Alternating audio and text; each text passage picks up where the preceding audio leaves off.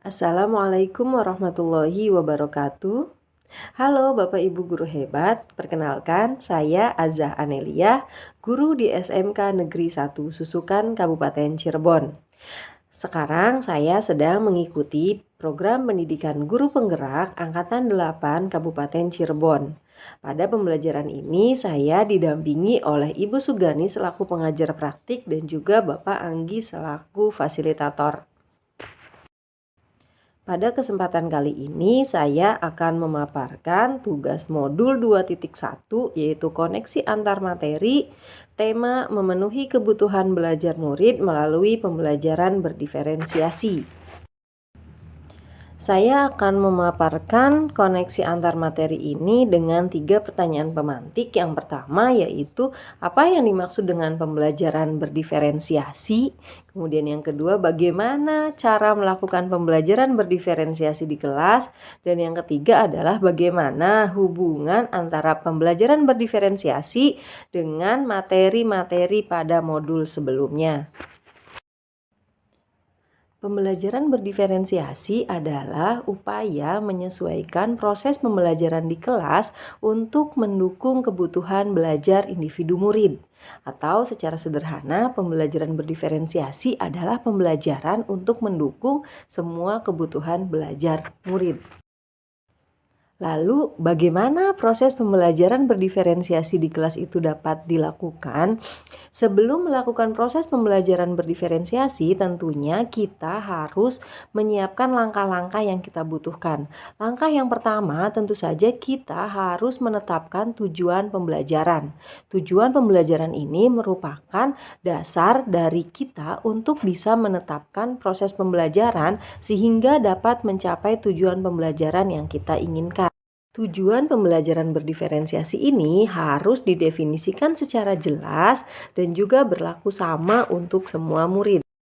Langkah kedua yang harus kita lakukan adalah mengenal atau mengidentifikasi kebutuhan belajar murid. Kebutuhan belajar murid bisa kita bagi menjadi 3 bagian. Yang pertama adalah kesiapan belajar murid, yang kedua adalah minat belajar murid, dan ketiga adalah profil belajar murid. Kesiapan belajar murid menunjukkan posisi murid baik pada pemahaman atau keterampilan yang telah dimiliki oleh murid.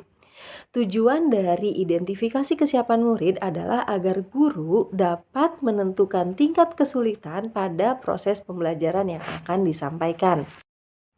Sedangkan minat murid adalah kecenderungan daya tarik murid. Minat ini bisa digunakan sebagai motivasi anak dalam keterlibatan aktif di dalam proses pembelajaran. Berlanjut ke kebutuhan belajar murid yang ketiga yaitu profil belajar murid, di mana profil belajar murid ini berkaitan dengan cara bagaimana kita paling baik di dalam proses pembelajaran. Nah, profil belajar murid ini tentunya memberikan kesempatan pada murid untuk dapat belajar secara efektif, efisien, dan natural.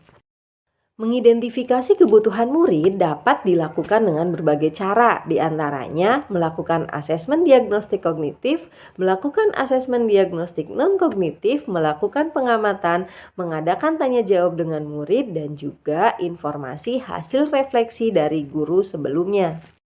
Setelah mengidentifikasi kebutuhan murid, maka langkah yang ketiga dalam melakukan proses pembelajaran berdiferensiasi adalah menciptakan support system. Support system di sini adalah yang pertama, menciptakan lingkungan belajar yang menantang bagi murid. Yang kedua adalah manajemen kelas yang efektif, dan yang ketiga adalah pelaksanaan penilaian berkelanjutan. Dalam pembelajaran berdiferensiasi, lingkungan belajar juga memberikan dampak dalam kesuksesan belajar murid. Lingkungan belajar yang menantang akan mampu menciptakan suasana sehingga murid merasa aman, merasa disambut dengan baik, dan merasa tertantang untuk keluar dari zona nyaman karena adanya harapan bagi pertumbuhan murid. Selain lingkungan belajar, support system selanjutnya yang patut dilakukan adalah adanya manajemen kelas yang efektif. Dalam pelaksanaannya, pembelajaran berdiferensiasi dapat dilaksanakan dengan menggunakan 3 strategi. Yang pertama adalah diferensiasi konten, yang kedua adalah diferensiasi proses, dan yang ketiga adalah diferensiasi produk. Diferensiasi konten di sini melihat pada minat dan juga profil belajar murid. Contohnya, guru bisa memberikan kebebasan tema yang diambil oleh murid sesuai dengan minat belajar mereka pada pengumpulan tugas. Yang kedua, diferensiasi proses adalah perbedaan tindakan yang dilakukan oleh guru pada proses pembelajaran. Guru bisa melihat adanya siswa yang membutuhkan bantuan lebih banyak dan ada juga siswa yang hanya diberikan sedikit pemantik. Artinya, di dalam diferensiasi proses, guru bisa membedakan bergantung dari kemampuan yang telah dimiliki anak. Yang ketiga adalah diferensiasi produk. Melalui diferensiasi produk, guru dapat memberikan keleluasaan bagaimana si murid dapat mengekspresikan pembelajaran yang mereka inginkan. Murid juga bisa kita berikan keleluasaan untuk memilih produk apa yang akan mereka kumpulkan sebagai tagihan tugas. Bisa itu dalam bentuk teks, ataupun dalam bentuk video, ataupun dalam bentuk not, ataupun apapun ekspresi mereka yang tentunya sesuai dengan minat belajar mereka. Support system yang ketiga yang dilakukan di dalam proses pembelajaran berdiferensiasi adalah melakukan penilaian berkelanjutan. Di dalam proses pembelajaran berdiferensiasi tentunya ada 3 penilaian yang akan dilakukan. Yang pertama adalah penilaian awal atau diagnostik, yang kedua adalah penilaian saat pembelajaran atau formatif, dan yang ketiga adalah penilaian akhir atau sumatif. Masing-masing penilaian ini tentunya memiliki fungsi masing-masing. Contohnya, diagnostik ini digunakan untuk mengetahui kondisi murid, mengetahui kebutuhan murid sehingga guru dapat merancang proses pembelajaran yang sesuai. Penilaian formatif ini digunakan untuk memantau atau memonitoring kegiatan pembelajaran, apakah pembelajaran cukup maksimal sehingga murid dapat mencapai tujuan pembelajaran. Sedangkan penilaian akhir atau penilaian sumatif ini merupakan penilaian yang berfungsi untuk dasar membuat keputusan tentang sang anak.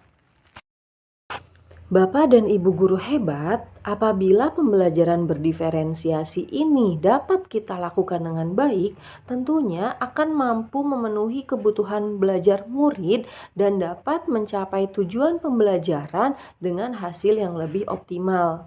Apabila selama ini kita melakukan proses penyamaan terhadap semua murid tanpa memahami bahwa murid itu memiliki keunikan atau perbedaan, tentunya akan menimbulkan kesenjangan. Nah, kesenjangan-kesenjangan itu akan mendorong murid yang merasa tidak terfasilitasi akan enggan untuk mengekspresikan diri mereka dan juga mengikuti pembelajaran secara optimal. Bapak dan Ibu guru hebat, dengan kita mampu memahami tujuan pembelajaran dan mampu memahami kebutuhan belajar murid, maka kita dapat merancang proses pembelajaran yang mampu memfasilitasi murid untuk bisa mengekspresikan potensi terbaik mereka sehingga kita semua dapat melaksanakan pembelajaran yang menyenangkan untuk mencapai hasil yang lebih optimal.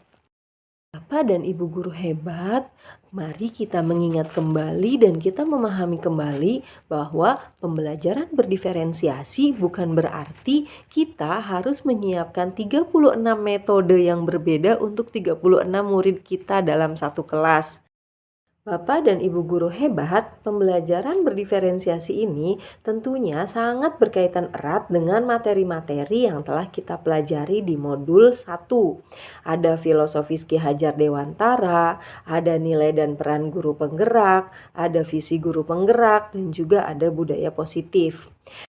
Pembelajaran berdiferensiasi ini merupakan aplikasi dari materi-materi yang ada di modul 1, yaitu bagaimana pembelajaran berdiferensiasi harus memahami kebutuhan murid sesuai dengan modul 1.1 Filosofi Ki Hajar Dewantara, bahwa pendidikan harus berpihak pada murid tentunya dengan kodrat alam dan kodrat zaman murid tersebut. Nilai guru penggerak yang kemudian juga dapat tercermin ke dalam visi guru penggerak tentunya menjadi bahan bakar guru di dalam melakukan pembelajaran berdiferensiasi. Pembelajaran berdiferensiasi yang telah dilaksanakan dengan baik akan mampu mencapai tujuan pendidikan ataupun visi sekolah secara umum. Apabila ini kemudian dilakukan oleh semua guru, maka tentunya akan menjadi budaya positif yang mendukung pelaksanaan visi tersebut. Demikian pemaparan yang dapat saya sampaikan. Terima kasih atas perhatian Bapak dan Ibu guru hebat. Salam dan bahagia.